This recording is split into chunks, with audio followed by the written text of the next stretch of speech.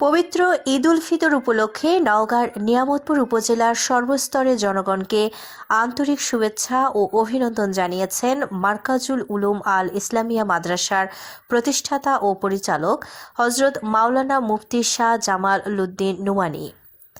এক শুভেচ্ছা বার্তায় তিনি বলেন, ঈদ উল ফিতর মুসলিম উম্মাহর জন্য আনন্দ, সম্প্রীতি ও ভ্রাতৃত্ববোধের এক অনন্য উৎসব।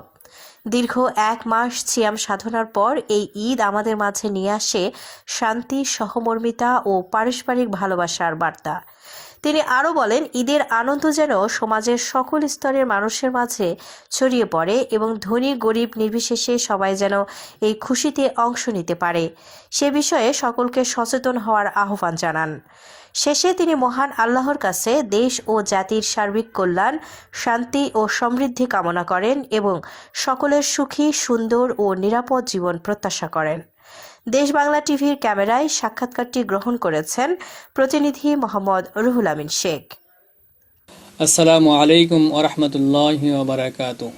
বিসমিল্লাহির রহমানির রহিম। পবিত্র ঈদ উল ফিতরের শুভেচ্ছা জানাচ্ছি নিয়ামতপুর উপজেলার সর্বস্তরের জনগণের জন্য, যে দীর্ঘ 1 মাস সিয়াম সাধনার পরে আগামীকাল ঈদ উল ফিতর।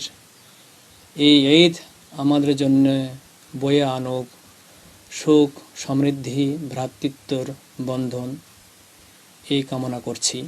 পাশাপাশি ইয়াং জেনারেশন যারা আছেন তাদের অভিভাবকদের প্রতি আকুল আবেদন যে আপনারা উঠতি বয়সী নিজের ছেলে সন্তানদের প্রতি কাছে গাড়ি, বাইক উঠে দিবেন না, যাতে করে তারা বিভিন্ন অ্যাক্সিডেন্টের কবলে পড়ে এবং নিজের প্রাণকে নাশ করে।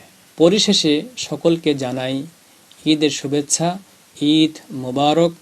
তাকাব্বালাল্লাহু মিন্না ওয়া মিনকুম সালিহাল আমাল।